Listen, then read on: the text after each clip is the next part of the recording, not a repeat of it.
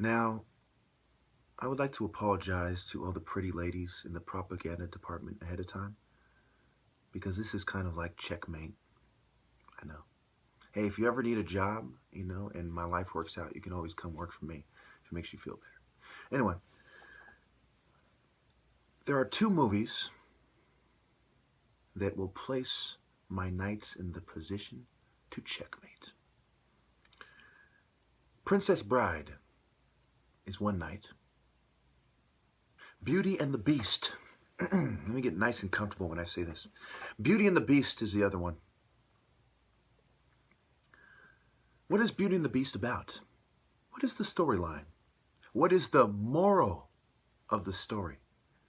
And why tell the story without the moral? Why have the Bible without the moral?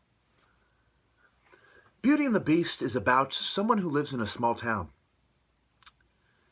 He has an appearance of, how should I put this, a less than attractive or less than perfect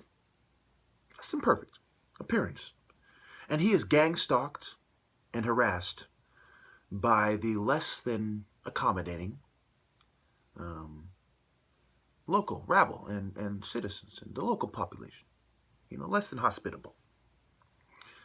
And so when these ruffians come to, rough him up, he has to face them every time, right? And then there's this guy who's an attractive white guy. He's your clean-cut, handsome white guy. Now remember, this is not an African story, at least this version of it is. Isn't. I don't know if there's another, but you get my drift. They made this story. Those of them who want you to get the moral, who are turning in their graves right now. Those of us white people who care about chivalry. So, then he becomes a prince at the end, and they live happily ever after, and he starts taking care of himself and his castle. Think about the deeper implications. When I thought I had love or a chance of it, I started taking care of myself. Stripes, Amelia, Mary Kate, I start taking care of myself. And now that I know you all just led me on, I'll go back to being the beast I was in 2009. Right back to the drinking. Right now we're at the crossroads. Either Big Brother can give me what I want, either one true love before midnight, a regular date with my true love, or 3 dates with attractive women from different races that do anything that I desire sexually. Now, some of you might think that that is a horrible thing to say. And I say, no, it's cultural. I can understand why you see it that way. That's your American opinion. But they deny me the admiration of potential wives. I'm a passionate poet, and it's cost me a lot of grief and hardship. Thus, a lot of videos I've made expressing those well thought out grievances. The Princess Bride is about several things at once. It's about love. Just like love changed the beast. Love turned the frog into the prince. It's like, look, you idiots. Love is the greatest commandment. Love God. Love each other. It's like, Jesus like, look, let me tell you what you need, you fucking idiots. You need to love each other. Not just God's love, but that love romantically, that love for your family, that love for your fellow man, that love for people who uphold sacred morality. You need to love each other. Somebody wasn't paying attention. Him and his friends. He said, even love your enemies, because love is going to save us. Not greed. Love and understanding. And knowledge, falcon overstanding, not, scientific nonsense, fabrication, illusion, propaganda. We are here in a state of African storytelling and oral tradition, and proverbs, and morality, Afro-Asiatic morality, as it expanded before it was halted by Babylonian scum. Babylon represents the line. It said, we're stopping you right here. Nah! You're not going to spread that righteous philosophy without us twisting it before it reaches our white brothers. What? We know they're on the rise. You think we're going to let you fucking indoctrinate them with the truth? You think we're going to let you tell them the truth? No, they're going to help us make you suffer for all that African holier than thou shit you put us Babylonian scum through for years. Oh, really? What? What? Excuse me. It doesn't sit well with me. Motherfucker!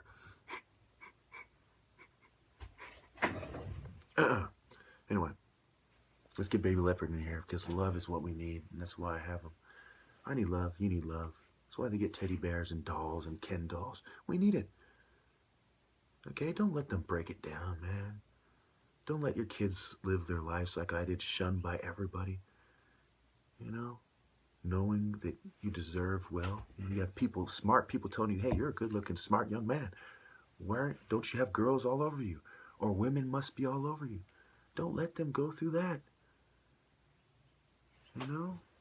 Their superficial attempt to accept us. Oh, do you play basketball? No, I am a martial artist. I fight for honor so that even your white children can live in a safe world. Because the people who are impressing upon you social norms do not truly want us all to love each other.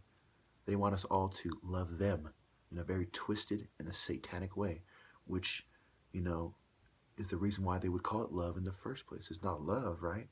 But they're redefining it. Part of the argument with these people is over definitions. What is love? What is the nature of reality? You know, what is the nature of spirituality and religion? What is the truth, right? Defining these things, human nature, martial arts, hip-hop, right? There's a struggle between righteous men and evil people to define what things are. People like me want you to see the truth so you can find yourself, you know? And yes, there is a slight bit of selfishness. There's always a little dark in the light and a little light in the dark, okay? And that selfishness is that, yes, it's best for me if everyone loves each other and people can appreciate the good in me. Then I have a beautiful wife and boom, you know, I become the prince instead of maintaining the leopard, you know, king. Instead of being like David Bowie in the Labyrinth, you know, except, you know, a good version, the good guy version of David Bowie in the Labyrinth, dying to break free, or the good in Darth Vader, dying to break free. You know, what released him? Love. His son said, you know, I'm not going to fight with you because I love you, you know? And he knew that this was wrong. That is Padme in the flesh. You know, that is her seed. That is your child. That is all you have left of her. And my people are all I have left of Africa in this foreign land. And our culture is all we have left of our ancestors. Don't you see why I have to fight to the death? Don't you see why I can't budge?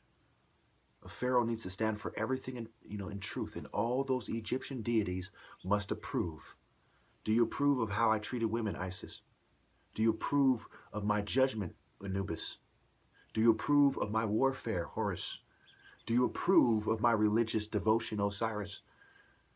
Do you approve of how I've treated the water and how I've used the Nile? Have I been in accord with all the ancestors and all the principles that the gods represent? And may I pass and join my ancestors? Or do I have to guard the gates of hell because I let a bunch of eugenicist scum convince me to do something that I don't want you to do?